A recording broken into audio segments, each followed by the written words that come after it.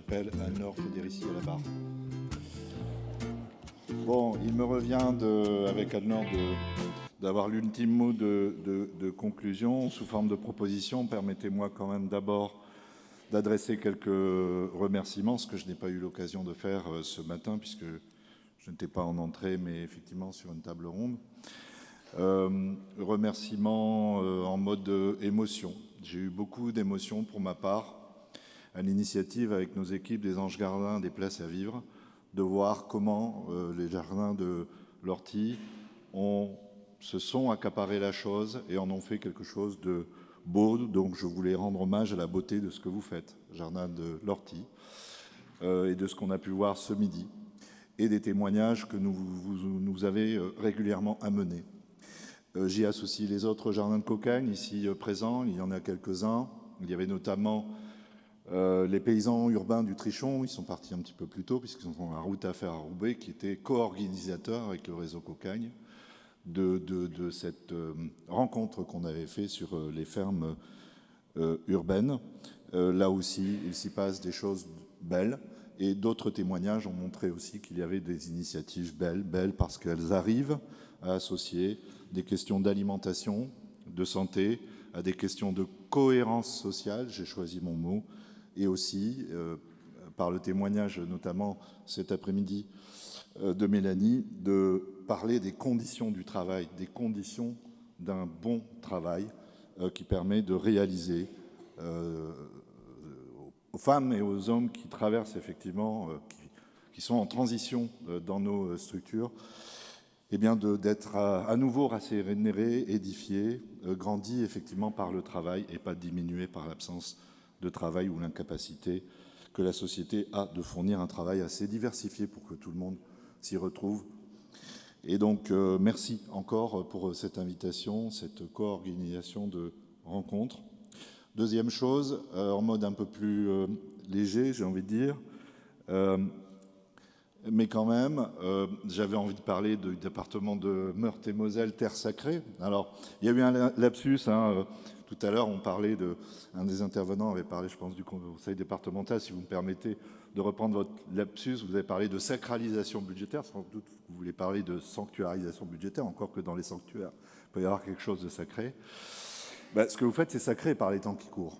Certes, il y a de belles expériences de co-construction de politique publique. Ça a été le cas de l'insertion. Il y a 40 ans, c'est le fruit d'une co-construction de politique publique avec la société civile organisée. Il y a eu plus récemment encore, avec l'État, une co-construction avec la Direction générale de la cohésion sociale qui a amené, Julien en a reparlé, Manger mieux pour tous.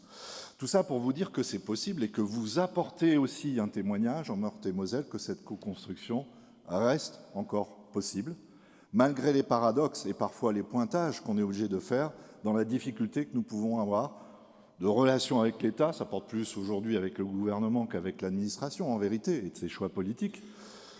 Mais en tout cas, je pense que là, nous tenons encore ici sur le territoire, et je tenais à l'honorer, des conditions d'un partenariat de qualité entre les administrations, les collectivités locales, territoriales, les services de l'État, qui se sont succédés, et je les en remercie d'avoir passé du temps à nos côtés, pour montrer que c'est encore possible effectivement d'être dans une logique de co-construction. Je voulais juste remercier en dernier différents intervenants qui ont apporté leur témoignage, et notamment ce qu'on a appelé parfois là, les usagers. Certes, il eût été effectivement bon qu'on puisse associer au maximum, que ce soit possible effectivement la population, les gens avec lesquels aujourd'hui on est en action. Certains effectivement y ont assisté, et je voulais rendre hommage aussi à finalement un mot de quelque part de conclusion que Viviane nous propose d'une certaine manière, qui tient à dire que le pouvoir d'agir est associé au pouvoir de choisir. Et aujourd'hui, les habitants, la société civile organisée, certains services, disons-le, de l'État en souffrance, qui ne veulent pas forcément appliquer les politiques telles que le néo-public management encourage ou oblige à le faire, eh bien aujourd'hui, ce qu'on nous propose de choisir, c'est ce qu'on va sacrifier. Et nous voulons autre chose, nous sommes dans le désir d'autre chose que de choisir seulement ce que nous allons sacrifier dans nos agirs pour pouvoir effectivement résister effectivement à cette situation qui est particulièrement difficile. Alors nous voulions, avec le RTES, conclure quand même sur quelque chose qui nous met un petit peu en trajectoire d'une certaine manière. Aujourd'hui, c'est effectivement la période préélectorale, elle est propice effectivement à de nombreuses contributions de la société civile organisée, des collectivités en termes de plaidoyer, de recommandations, qui présente un gros travail de recueil d'expériences inspirantes et d'identification, en quelque sorte, de leviers, y compris juridiques et institutionnels, pour outiller les collectivités en vue, effectivement, des prochaines mandatures. Il y a, à ce titre, Cocagne avait déjà participé à certaines contributions pour un accès digne à une alimentation durable et de qualité pour toutes et tous, un soutien aussi du programme, Julien en a parlé tout à l'heure, Mieux manger pour tous, dans son approche globale et vertueuse au service de l'accès à l'alimentation. Nous nous sommes associés et nous invitons à toutes les associations à s'associer au plaidoyer du mouvement associatif. Bref, voilà, aujourd'hui on a beaucoup de contributions et il nous semblait important sur le sujet qui nous a réunis aujourd'hui d'en proposer une. Et donc, a priori, nous sommes chargés de pouvoir la lire. Elle est en construction. Et c'est juste que, comme c'est la même machine, il faut que j'appuie là, et puis là, et on va pouvoir lire. Si tu veux, tu peux lire sur un plus grand prompteur. Ça te va? Oui, moi, ça me va. Ah bah, très bien. Voilà. Lisons-la. Je te laisse... Désolé, Les quartiers populaires ou quartiers politiques de la ville en langage administré sont des lieux dits prioritaires, du point de vue des inégalités sociales et donc territoriales qu'ils représentent. Le contexte politique actuel renforce les stigmatisations des personnes qui y vivent, souvent avec des allégations mensongères sur les moyens affectés et les résultats attendus. 20 ans après la mort des 2 jeunes dans un transformateur électrique et des révoltes urbaines qui ont suivi, les appels publics à plus d'associations dans les quartiers pour organiser des réponses habitants ne sont plus d'actualité. Le projet de loi de finances 2026 présenté par le gouvernement entérine une suppression massive de budget pour la vie associative inédite, aux conséquences catastrophiques pour la citoyenneté en acte dans les quartiers. Des solutions existent pourtant, par et pour les habitants, à partir de leur engagement réel et concret, de là où ils vivent, travaillent et font société, de leurs différences et surtout ressemblances.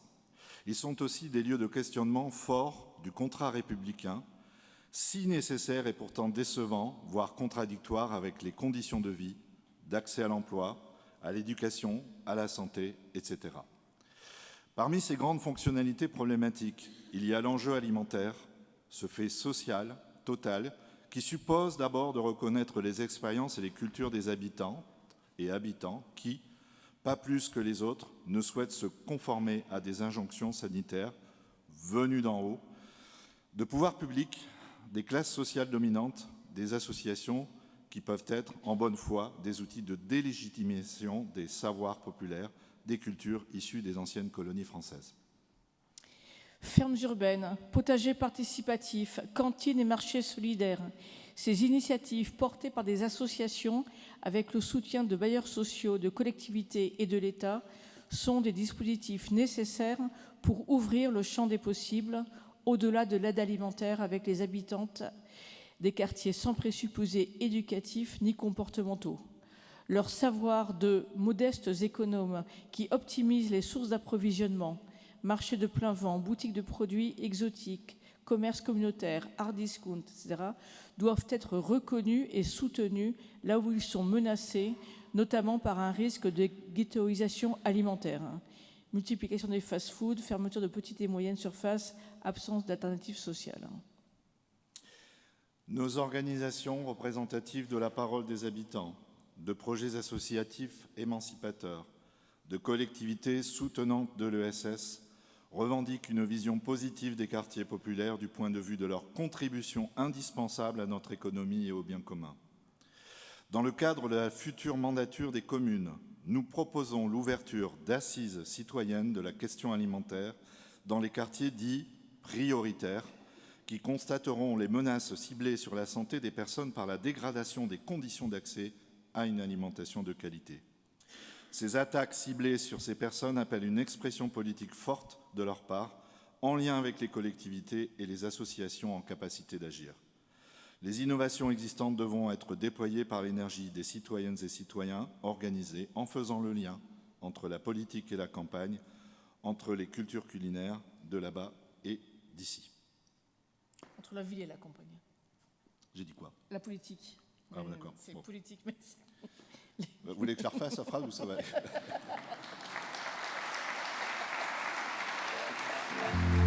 Bien, merci. Alors, moi, je trouve que c'est très intéressant qu'un acteur de la société civile, et merci.